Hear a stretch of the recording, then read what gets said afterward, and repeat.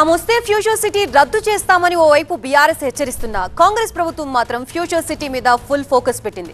నిన్ననే master plan release చేసిన ప్రభుత్వం ఇవాళ మంత్రులు పొంగులేటి శ్రీనివాస్ రెడ్డి, శ్రీధర్ బాబు వెళ్లి అక్కడ జరుగుతున్న పనులు పరిశీలించారు. స్కిల్ యూనివర్సిటీ పనుల్ని తనిఖీ చేశారు. దేశానికే తలమానికంగా నిలిచేలా ఫ్యూచర్ సిటీ నిర్మాణం జరుగుతోందన్నారు. ప్రతిష్టాత్మక ప్రాజెక్టుగా ఫ్యూచర్ సిటీ అభివృద్ధికి శ్రీకారం చుట్టామని, అత్యాధునిక మౌలిక వసతులతో ఫ్యూచర్ సిటీ ఏర్పాటు కాబోతోందన్నారు మంత్రులు. రాష్ట్ర ఆవిర్భావ దినోత్సవం రోజైన జూన్ 2న మీర్ ఖాన్ పేట్లో iconic FCDA green building office ని ప్రారంభించబోతున్నారు. కందుకూరు మండలంలోని మీర్ ఖాన్ పేట, ముచ్చర్ల గ్రామాల మధ్య 30,000 ఎకరాల విస్తీర్ణంలో భారత్ ఫ్యూచర్ సిటీ రూపుదిద్దుకుంటోంది. 30 నెలల్లోనే 11 ఎకో ఫ్రెండ్లీ టౌన్షిప్లని పూర్తి చేయాలని ప్రభుత్వం టార్గెట్ గా పెట్టుకుంది. ఈ future city development authority FCDA పరిధిలోకి ఆమన్గల్, ఇబ్రహీంపట్నం, కట్టాల్, కందుకూరు, మహేశ్వరం, మంచాల, యాచారం లాంటి 7 మండలాల్లోని 56 గ్రామాల్ని చేర్చారు. మొత్తం 762 చదరపు కిలోమీటర్ల పరిధిలో ఈ అథారిటీ విస్తరించి ఉంటుంది. ఇందులో 30,000 ఎకరాల్లో ఫ్యూచర్ సిటీ వస్తూ ఉండగా అందులో సగానికి సగం అంటే 15,000 ఎకరాల్ని ఫారెస్ట్ జోన్ గా కాపాడుతున్నారు. మిగిలిన 15,000 ఎకరాల్లో లైఫ్ సైన్సెస్ హబ్ కి అత్యధికంగా 4,000 ఎకరాలు, నివాస సముదాయాల కోసం 2,477 ఎకరాల్ని కేటాయించారు. ప్రపంచ ప్రఖ్యాతిగాంచిన ఫార్చ్యూన్ 500 కంపెనీల్లో కనీసం 70% సంస్థల ఆఫీసులు ఇక్కడే ఉండేలా ప్లాన్ చేశారు. ఇదే అంశానికి సంబంధించి మనకి పూర్తి అప్డేట్స్ అందించడానికి మా ప్రతినిధి ప్రభాకర్ సిద్ధంగా ఉన్నారు. ప్రభాకర్, ఫ్యూచర్ సిటీపై ఫుల్ ఫోకస్ పెట్టినట్టుగా తెలుస్తోంది ప్రభుత్వం. అయితే మరి పనులు ఏ విధంగా జరుగుతున్నాయి? ప్రభుత్వం ఫ్యూచర్ సిటీపై ఎలాంటి టార్గెట్స్ ని ఫిక్స్ చేసుకుంది?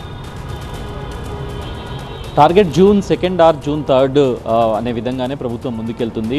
ఫ్యూచర్ సిటీ డెవలప్మెంట్ అథారిటీ బిల్డింగ్ని ఆ రోజునే ప్రారంభించుకోవడంతో పాటుగా ఇంకొన్ని శంకుస్థాపనలు కూడా ప్రభుత్వం ప్లాన్ చేస్తుంది. నిన్ననే ఫ్యూచర్ సిటీను 11 జోన్లుగా విభజిస్తూ ప్రభుత్వం నిర్ణయం తీసుకుంది. దీనికి సంబంధించిన గెజిట్ని కూడా ప్రభుత్వం విడుదల చేసింది. దానిలో లైఫ్ సైన్సెస్, హెల్త్ కేర్, అట్లాగే ఐటీ, హాస్పిటాలిటీ ఈ రంగాలకు సంబంధించిన జోన్స్ని నిన్న గుర్తించి దానికి సంబంధించిన గెజిట్ని కూడా విడుదల చేసింది. దీంట్లో 30,000 ఎకరాల్లో 15,000 ఎకరాలను అభయారణ్యంగా ఉంది కాబట్టి సో దాన్ని ఒక శాంక్చురీగానే డెవలప్ చేయాలి. మిగతా 15,000 ఎకర్స్లో మాత్రమే ఫ్యూచర్ సిటీని డెవలప్ చేయాలనేది ప్రధానంగా ప్రభుత్వం భావిస్తుంది. ఈరోజు ఐటీ మంత్రి శ్రీధర్ బాబుతో పాటుగా రెవెన్యూ మినిస్టర్ పొంగులేటి శ్రీనివాస్ రెడ్డి దీనిపైన సమీక్షా సమావేశాన్ని నిర్వహించారు. ఫ్యూచర్ సిటీ డెవలప్మెంట్ అథారిటీ ఆఫీస్కి సంబంధించి ఏ రకమైన పనులు పూర్తయ్యాయి, ఇంకా ఏ రకంగా జరగాల్సి ఉందనే అంశాలని పరిశీలించారు. దాదాపు 16,000 SFTలో ఈ ఆఫీస్ నిర్మాణం జరుగుతుంది.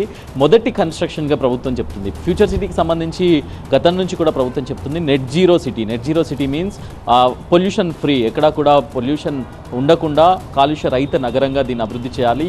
7,760 చదరపు కిలోమీటర్ల విస్తీర్ణంలో దీన్ని అభివృద్ధి చేస్తున్నారు కాబట్టి ఇక్కడ కూడా కాలుష్యం ఉండకూడదు అనే దాన్ని ప్రభుత్వం మెయిన్ థీమ్గా తీసుకుంది. దానిలో భాగంగానే గ్లోబల్ సమ్మిట్ నిర్వహించింది. గ్లోబల్ సమ్మిట్లో దాదాపు 5 లక్షల పెట్టుబడులను ఆకర్షించింది. అక్కడే గ్లోబల్ సమ్మిట్ ఎండింగ్ సెరమనీని కూడా అక్కడే నిర్వహించి చాలా ఘనంగా చేసింది.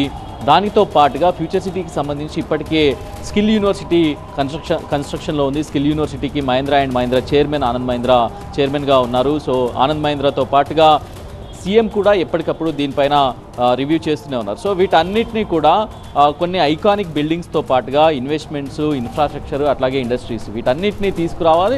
ఇవన్నీ కూడా నెట్ జీరో పరిధిలో ఉండాలనే లక్ష్యంతో ప్రభుత్వం ముందుకు వెళ్తుంది. సో జూన్ 2 ఆర్ 3 ఇంకా ఫైనలైజ్ కాలేదు. జూన్ 2 ఆర్ 3 అయితే ప్రభుత్వం ఇంకా ఫైనలైజ్ చేయాల్సి ఉంది.